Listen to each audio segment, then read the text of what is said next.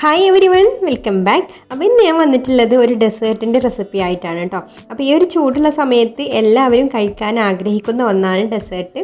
അപ്പോൾ അങ്ങനെയുള്ളവർക്ക് കുറച്ചൊരു വെറൈറ്റി ആയിട്ടും സിമ്പിളായിട്ടൊക്കെ ഉണ്ടാക്കാൻ പറ്റിയിട്ടുള്ള നല്ലൊരു ഫ്രൂട്ട് സലാഡിൻ്റെ റെസിപ്പിയാണ് ഇന്നത്തെ നമ്മുടെ വീഡിയോ. അപ്പോൾ വീഡിയോയിലേക്ക് പോകുന്നതിന് മുമ്പ് നിങ്ങൾ ഈ ചാനൽ ഇതുവരെ സബ്സ്ക്രൈബ് ചെയ്തിട്ടില്ലെങ്കിൽ ഒന്ന് സബ്സ്ക്രൈബും കൂടെ ചെയ്യണേ. അപ്പോൾ ആദ്യം തന്നെ ഞാനിവിടെ എൻ്റെ കയ്യിലുള്ള ഫ്രൂട്ട്സൊക്കെ മുറിച്ച് വെച്ചിട്ടുണ്ട്. അപ്പോൾ ഞാനിവിടെ എടുത്തിട്ടുള്ളത് ആപ്പിൾ എടുത്തിട്ടുണ്ട്, പൂവൻപഴം എടുത്തിട്ടുണ്ട്, പിന്നെ വത്തക്കൻ്റെ ഒരു ചെറിയ പീസ് എടുത്തിട്ടുണ്ട്, കുറച്ചൊന്ന് കളർഫുൾ ആക്കാൻ വേണ്ടിയിട്ട്. പിന്നെ മുന്തിരി ഉണ്ടല്ലോ, വെള്ള മുന്തിരി, അതും കൂടെ ഒന്ന് ചെറുതായിട്ട് മുറിച്ച് വെച്ചിട്ടുണ്ട്. അപ്പോൾ നിങ്ങളുടെ കയ്യിലുള്ള ഫ്രൂട്ട്സ് ഏതാണോ അതൊക്കെ വെച്ചിട്ട് നമുക്കിത് ചെയ്യാം. ഇനി നമുക്കിതിലേക്ക് മധുരത്തിന് ആവശ്യമായിട്ട് അല്പം കണ്ടൻസ്ഡ് മിൽക്ക്, ഒരു 2 ടീസ്പൂൺ കണ്ടൻസ്ഡ് മിൽക്ക് ഒഴിച്ച് കൊടുത്തിട്ട് മിക്സ് ചെയ്തെടുക്കാം. കണ്ടൻസ്ഡ് മിൽക്കിന് പകരം വേണമെങ്കിൽ പഞ്ചസാര ചേർത്ത് കൊടുത്താലും മതി. അപ്പോൾ കണ്ടൻസ്ഡ് മിൽക്ക് ആകുമ്പോൾ കുറച്ചും കൂടെ ഒരു ടേസ്റ്റ് കിട്ടും. ഇനി നന്നായിട്ടൊന്ന് മിക്സ് ചെയ്ത് കൊടുക്കാം. ഉറുമാമ്പഴമൊക്കെ ഉണ്ടെങ്കിൽ അതും കൂടെ എടുക്കാം കേട്ടോ. അപ്പോൾ കുറച്ചും കൂടെ ഒന്ന് കളർഫുള്ളായിട്ട് കിട്ടും. അപ്പോൾ എൻ്റെ കയ്യിലിപ്പോൾ ഉറുമാമ്പഴം ഇരിപ്പില്ല, അതുകൊണ്ടാണ് ഞാൻ വത്തക്ക ഇതിലേക്ക് ചെറിയ പീസ് ചേർത്ത് കൊടുത്തത്. അപ്പോൾ നമ്മുടെ ഫ്രൂട്ട്സൊക്കെ ഇവിടെ കണ്ടൻസ്ഡ് മിൽക്കൊക്കെ ചേർത്ത് നന്നായിട്ട് മിക്സ് ചെയ്ത് വെച്ചിട്ടുണ്ട്. ഇനി നമുക്കിത് സെറ്റ് ചെയ്യാൻ വേണ്ടിയിട്ട് ഇതുപോലെ 2 ബൗൾ എടുത്തിട്ടുണ്ട്. എന്നിട്ട് നമുക്കിതിലേക്ക് ആദ്യം കുറച്ച് കോൺഫ്ലെക്സ് ഇട്ട് കൊടുക്കാം.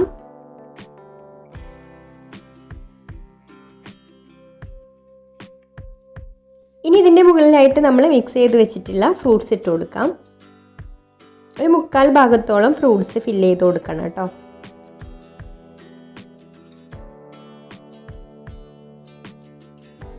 ഇനി ഫ്രൂട്ട്സിൻ്റെ മുകളിലായിട്ട് ചെറുതായിട്ട് ചോപ്പ് ചെയ്തെടുത്തിട്ടുള്ള നട്ട്സ് ഇട്ട് കൊടുക്കാം. അപ്പോൾ ഞാനിവിടെ ബദാമും പിസ്തയും അണ്ടിപ്പരിപ്പുമാണ് കേട്ടോ എടുത്തിട്ടുള്ളത്. ഇനി നമുക്കിതിൻ്റെ മുകളിൽ ആവശ്യത്തിന് ഐസ്ക്രീം ഇട്ട് കൊടുക്കാം.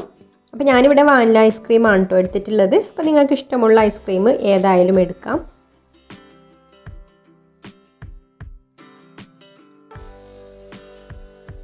ഇനി കാണാനൊരു ഭംഗിക്ക് വേണ്ടിയിട്ട് കറുത്ത ഉണക്കമുന്തിരി എടുത്തിട്ടുണ്ട്, അതും കൂടെ ഇട്ട് കൊടുക്കാം.